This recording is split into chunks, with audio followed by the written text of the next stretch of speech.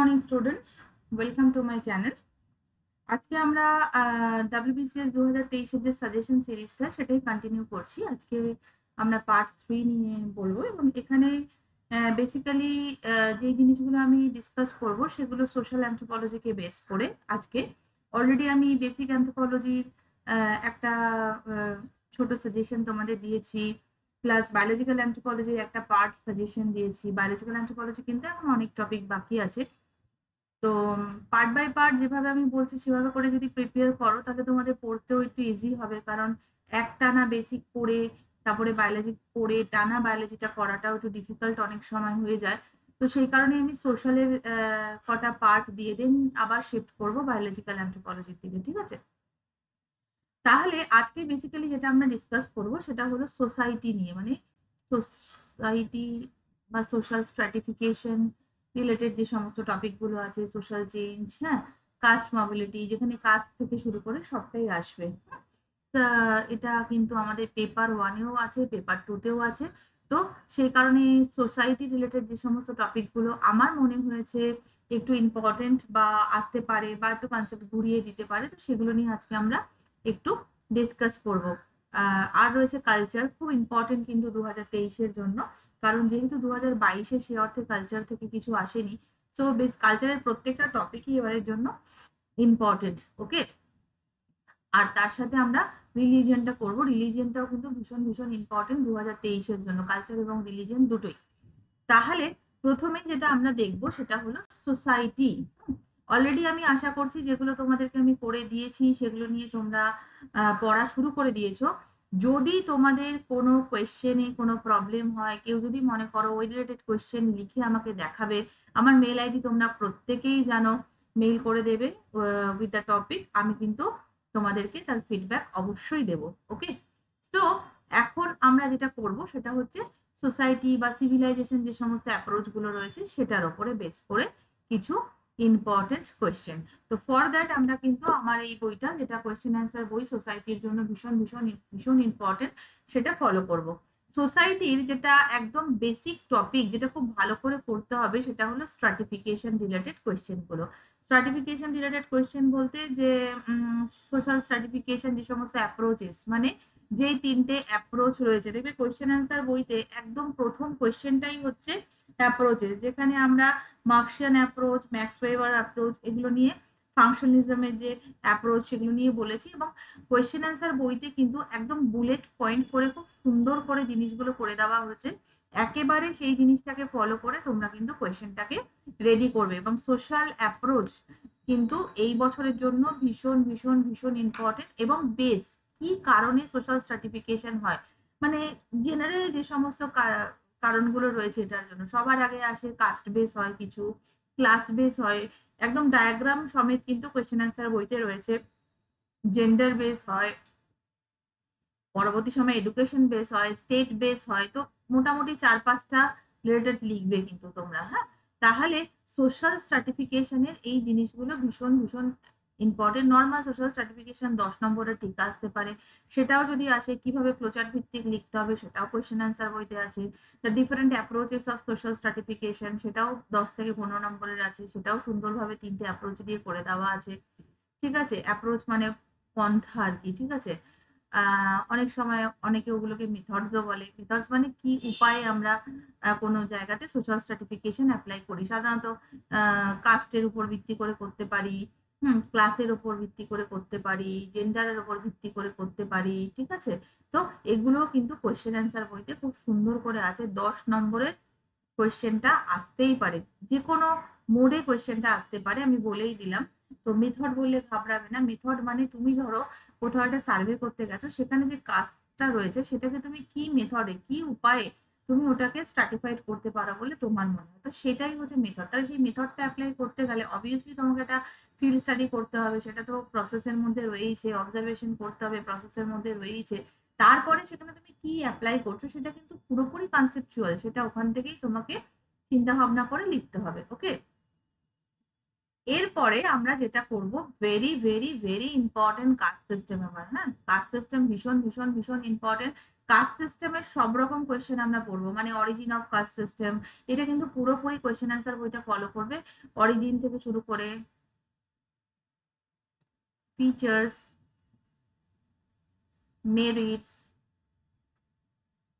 Demerits, মানে caste system related সবটা পড়বে। হ্যাঁ, কাস্ট সিস্টেমের জন্য যে সোশ্যাল চেঞ্জ বা কালচার চেঞ্জ হচ্ছে সেটা কিন্তু ইম্পর্টেন্ট ফর দিস ইয়ার। তো মানে কিভাবে আমরা সোশ্যাল চেঞ্জ করছি, মানে মডার্নাইজেশন বলো, ওয়েস্টার্নাইজেশন বলো, গ্লোবালাইজেশন বলো, এইসবের কারণে সোসাইটির যে চেঞ্জেস গুলো হচ্ছে সেগুলো কিন্তু আমাদেরকে লিখতে হবে। ওকে, কাস্ট মোবিলিটি, কাস্ট মোবিলিটি কিভাবে হচ্ছে সেটা একটুখানি আমরা দেখে নেব। তো 10 নম্বরের করে যে কোনো কোয়েশ্চেন কাস্ট সিস্টেম থেকে আমাদের আসতে পারে। ডমিনেন্ট কাস্ট খুব সুন্দরভাবে প্রচার ভিত্তিক করে দেওয়া আছে। গতবার আমি বলেছিলাম ট্রাইব পিজন কন্টিনাম, টাইপ কাস্ট কন্টিনাম এসে গেছে, ঠিক আছে। এবং তার সাথে কিন্তু সিভিলাইজেশন অ্যাপ্রোচ হিসাবে এনকে বোস এসেছে তোমাদের। তোমরা কিন্তু এসসি রয়ের কন্ট্রিবিউশনটাও একটু দেখে নেবে ইন্ডিয়ান সিভিলাইজেশনের। এনকে বোসটা আমি দেখছি যে প্রায় এভরি ইয়ার আসছে না, কাজে এনকে বোসকে বাদ দেওয়া যাবে না। কিন্তু তার সাথে এসসি রয়ের যে কন্ট্রিবিউশন আছে, এসসি রয় কি করেছিলেন ইন্ডিয়ান সিভিলাইজেশন স্টাডির জন্য, সেটা করবে। জিএস ঘুরেটাও একটু দেখতে পারো। তো এটাও কিন্তু একটু দেখতে পারো যে কিভাবে ওরা স্টাডি করেছিল ইন্ডিয়ান সোসাইটিকে। তো এটা ভীষণ ভীষণ ভীষণ ইম্পর্টেন্ট। হ্যাঁ, কার্মা এন্ড রিভার্থ এবারের তোমার সাজেশন দিয়েছিলাম আমি, এবং ইউপিএসসি তে এটা এসে গেছে। তো আমাদের স্টেট সিভিল সার্ভিসে কিন্তু আসতে পারে কার্মা রিভার্থ, ভার্নাশ্রম, পুরুষার্থা, পুরুষার্থা এন্ড কার্মা এন্ড রিভার্থ। যেহেতু ইউপিএসসি তে ঠিক এই বছরই এসেছে, তাই আমরা এটাকে কিন্তু একটু ইম্পর্টেন্ট দিয়ে পড়বো। কারণ অনেক সময় আমরা দেখেছি যে এই জিনিসগুলো ইউপিএসসি তে আসছে সেটাই রিপিট করছে স্টেট সিভিল সার্ভিসে, আবার স্টেট সিভিল সার্ভিসে যেটা আসছে সেটা রিপিট করছে ইউপিএসসি তে। জাস্ট 2022-এর কোয়েশ্চেন দুটো ফলো করো পাশাপাশি রেখে, তাহলেই তোমরা কিন্তু একটা আন্দাজ পাবে। Jajmani system in all aspects, jajmani সিস্টেমের জন্য মার্কেট সিস্টেম কিভাবে চেঞ্জ হচ্ছে, বা জাজমানি সিস্টেমের জন্য সোশ্যাল চেঞ্জ কিভাবে আসছে, কোয়েশ্চেনটা কিন্তু এভাবে ঘুরিয়ে আসতে পারে। হ্যাঁ, অবভিয়াসলি জাজমানি সিস্টেমের সেই আগের মর্যাদা এখন আছে কিনা সেটাকে এক্সপ্লেন করো। মানে 3-4 রকম ভাবে জাজমানি সিস্টেমটাকে ঘুরিয়ে দিতে পারে। তো জাজমানি সিস্টেমটা খুব ভালোভাবে পড়বে। ভলিউম 2 থেকে প্রথমে থিওরিটা ভালো করে দেখবে, দেন কোয়েশ্চেন অ্যান্সার বইতে কিন্তু কিছু তোমার ডায়াগ্রামেটিক প্রেজেন্টেশন আছে সেগুলো কিন্তু দেখবে। ওকে, বর্ণায়ন জাতি রিলেটেড যে ডিবেটটা দেয়, যে বর্ণায়ন জাতির ডিফারেন্সিয়েশন বলো, সেটা একটু জাস্ট ছোট করে 10 নম্বরের জন্য দেখবে। শুধু যদি ধরো ডিবেটটা দিল, তার মানে তোমাকে কিন্তু ডিবেটটা শুরু করার আগে বা ডিফারেন্সিয়েশন স্টার্ট করার আগে তার আগে কিন্তু বর্ণ কি জাতি কি সেটা অবশ্যই বলবে। এবং অবভিয়াসলি যখনই কোনো সোশ্যাল অ্যান্থ্রোপোলজি রিলেটেড টপিক লিখবো, এগুলো এখন easily available in the net, আমাদের কাছে গুগল রয়েছে। হ্যাঁ, তো সেখান থেকে তোমরা বর্ণ বা জাতি রিলেটেড স্কলার্স ওপিনিয়ন অ্যাটলিস্ট একটা করে দিয়ে দেবে। ওকে, যাই করছো না কেন scholars opinion should be there. হ্যাঁ, একটা করে স্কলার্স ওপিনিয়ন ওখানে কিন্তু দিয়ে দেবে। Then social structure and social organisation question answer বইতে রয়েছে। এদের মধ্যে তোমাদের যে লিঙ্ক আপ সেটা করতে হবে। হ্যাঁ, আমি এটা তোমাদের ক্লাসে খুব ভালো করে করিয়েছিলাম যে কিভাবে স্ট্রাকচারটা অর্গানাইজেশনকে চালায়, ঠিক আছে। তো সেইভাবে করে কম্পেয়ার করে হিউম্যান বডি সিস্টেমের সঙ্গে তার একটা কম্পারিজন বুঝিয়েছিলাম। তো সেইভাবে করে কিন্তু এটাকে লিখতে হবে। কোয়েশ্চেন অ্যান্সার বইতে এটা করে দেওয়া আছে। সোশ্যাল কন্ট্রোল, সোশ্যাল কন্ট্রোলটা কিন্তু আসতে পারে। সোশ্যাল কন্ট্রোল 10 নম্বরের জন্য এটা করবে সোশ্যাল কন্ট্রোল। আর যেটা আমি বললাম যে এসি রয় আর এনকে বোসের কন্ট্রিবিউশন, বা জিএস ঘুরে সে কি বলেছে ইন্ডিয়ান সিভিলাইজেশন সম্বন্ধে, সেগুলো কিন্তু আমরা একটু পড়বো। এবং কোয়েশ্চেন অ্যান্সার বইতে যে ধরনের কোয়েশ্চেন গুলো আছে, আবারও বলছি 2022-এ যে কোয়েশ্চেন গুলো এসছে ক্যান বি রিপিট। হ্যাঁ, 2022-এর question can be repeat last 10 years. ভালো করে পড়বে, কিন্তু 2022টা পড়বো না এরকম মাথায় রেখে কিন্তু পরীক্ষার হলে যাবে না। ওকে, তো চতুরাশ্রাম আসতে পারে। হ্যাঁ, চতুরাশ্রাম আসতে পারে। তো এই জায়গাগুলো খুব সুন্দর করে কোয়েশ্চেন অ্যান্সার বইতে প্রত্যেকটা জিনিসের কিন্তু রীতিমতো চার্ট করে দেওয়া আছে, ডায়াগ্রাম দেওয়া আছে। আরেকটা কি রিনা রিভার, যেটা যদি ইউপিএসসি তে আসে, বাট জাস্ট একবার চোখ বুলিয়ে নেবে। এবং যখনই কোনো সোশ্যাল ডায়াগ্রাম দেবে না, ট্র্যাডিশনাল ইন্ডিয়ান সোসাইটির যে সোশ্যাল চেঞ্জ দিলে, তার ট্র্যাডিশনাল ইন্ডিয়ান সোসাইটির যে ছিল তার ডায়াগ্রামেটিক রিপ্রেজেন্টেশন কিন্তু সবসময় দেবে। তার জন্য আমরা কোয়েশ্চেন অ্যান্সার বইটা ফলো করব, সেখানে প্রচুর ডায়াগ্রাম এই রিলেটেড দিয়ে দেওয়া আছে। ওকে, সোসাইটি অ্যান্ড কালচার দিতে পারে, সোসাইটি অ্যান্ড কালচার দিলে সোসাইটি কি কালচার কি সেগুলো দিয়ে কিন্তু আমরা ডিফাইন করবো। এবং অবশ্যই এখানে দেখবে কোশ্চেন অ্যান্সার বইতে প্রত্যেকটা তোমার অ্যানথ্রোপোলজিস্ট কি বলেছেন সেগুলো কিন্তু আমরা এখানে দিয়েছি। ওকে, তাহলে এই জায়গাগুলো আমাদেরকে খুব ভালো করে পড়তে হবে। এই বইটা কিন্তু আমরা খুব ভালো করে society, culture, religion, economic anthropology, ecological anthropology এগুলোর জন্য ফলো করব। কিছু কনসেপচুয়াল কোয়েশ্চেন যেগুলো আমরা জানি সেই কোয়েশ্চেন গুলোকে আমি অলরেডি ভিডিওস করে করে দিয়েছিলাম, তো সেইগুলোকে একটু দেখবো। ওকে, আমি অবশ্যই আবার এখানে রিপিট করবো ওই কি কি টপিক আমি বলছি ইম্পর্টেন্ট বেসিক্যালি, যখন সেইগুলো নিয়ে রিলেটেড ডিসকাশন হবে। আচ্ছা, next topic is culture. Culture is very very very important, কারণ যেহেতু 2022-এ কোয়েশ্চেন আসেনি, তার মানে 2023-এ আমরা পরীক্ষা দিতে যাব। তো কালচার টপিকটাকে আমাদের সব রকম ভাবে পড়তে হবে। তার মধ্যে থিওরিজ অফ কালচার মানে ইনকালচারাইজেশন, অ্যাকালচারাইজেশন, কালচারাল রিলেটিভিজম, সংস্কৃতাইজেশন, এগুলো সবই কিন্তু থিওরিজ অফ কালচার আসে। হ্যাঁ, থিওরিজ অফ কালচার যদি দেয় আমি একটা লিখে চলে আসতে পারবো না, আমাকে কিন্তু সবকটা সম্বন্ধে অল্প বিস্তর লিখতে হবে এবং প্রত্যেকটাকেই 10 নম্বরের জন্য টিকা রাখতে হবে। তার জন্য acculturization, cultural relativism is very very very important, কারণ বর্তমান যে অ্যানথ্রোপোলজি পুরো বেস করে আছে এটার উপরে, এর একটা ভিডিও আমি অলরেডি করে দিয়েছি কেস স্টাডিজ দিয়ে, তো সেই ভিডিওটা ভালো করে ফলো করবে। Cultural relativism is very very very important. Sanskritization কোথায় গেল, এই যে Sanskritization is very very very important.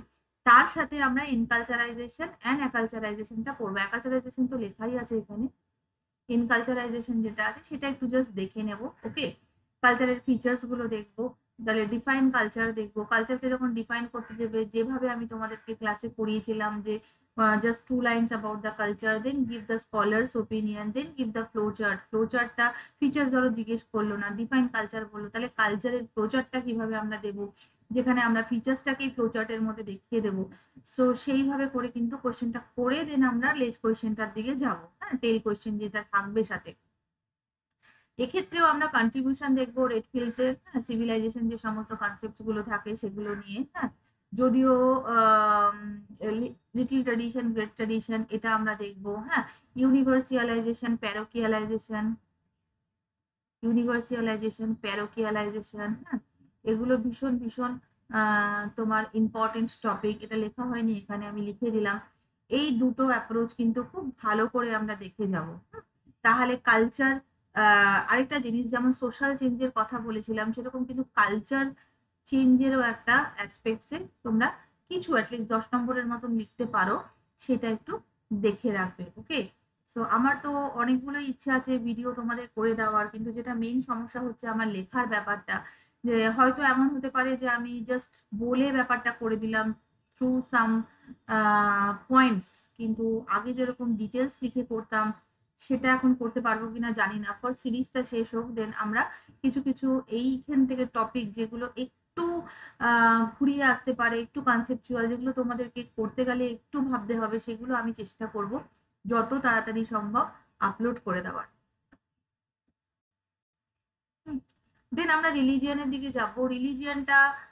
রিলিজিয়ানটাও as well as ভীষণ ইম্পর্টেন্ট, সেজন্য আজকে আমরা এই পার্টটাই বেছে নিয়েছি ডিসকাস করার জন্য, কারণ আমরা শুরু করব যখন, এখন তো সবাই রিভিশন করছো আশা করছি, তো শুরু যখন করব যেগুলো আমাদের বেশি ইম্পর্টেন্ট সেগুলোকে কিন্তু আগে কভার করব, যাতে করে যদি সম্ভব হয় আরেকবারও আমরা রিভাইজ করতে পারি। রিলিজিয়ানের ক্ষেত্রে সবার আগে যেটা পড়বে দ্যাট ইজ দ্য অ্যাপ্রোচেস। একদম ধরেই নাও এই অ্যাপ্রোচেস থেকে কোয়েশ্চেন আসতে পারে। অ্যাপ্রোচের 5খানা আছে, কিছু না বলে 5টা সম্বন্ধেই লিখতে হবে। আবার সিম্বলিক অ্যাপ্রোচ দিতে পারে, very very very important, Clifford উইলসের বা ভিক্টর টার্নারের। হ্যাঁ, ভিক্টর টার্নারের, ঠিক আছে, এইটারও কিন্তু ভিডিও আমি অলরেডি দিয়ে দিয়েছি। হ্যাঁ, ভিডিওটা একটু ভালো করে দেখবে। এছাড়াও অন্যান্য যে সমস্ত সাইকোলজিক্যাল অ্যাপ্রোচই বলো, ফাংশনাল অ্যাপ্রোচই বলো, হ্যাঁ, যে সমস্ত বা অ্যান্থ্রোপোলজিক্যাল অ্যাপ্রোচ বলো, অ্যান্থ্রোপোলজিক্যাল অ্যাপ্রোচ বা ইভলিউশনারি অ্যাপ্রোচ যেটা আর কি বেসিক্যালি, সেটাতে কিন্তু সেই অ্যানিমিজম থেকে শুরু করে সবটাই আসবে। হ্যাঁ, তো সেইটা কিন্তু খুব ভালো করে আমাদেরকে দেখতে হবে। ইভলিউশনারি অ্যাপ্রোচটাকে অনেক ক্ষেত্রে অ্যান্থ্রোপোলজিক্যাল অ্যাপ্রোচ বলে, কাজে ঘাবড়াবে না। রিলিজিয়ান অ্যান্ড ম্যাজিকের একটা ডিফারেন্সিয়েশন আসতো অনেক আগে।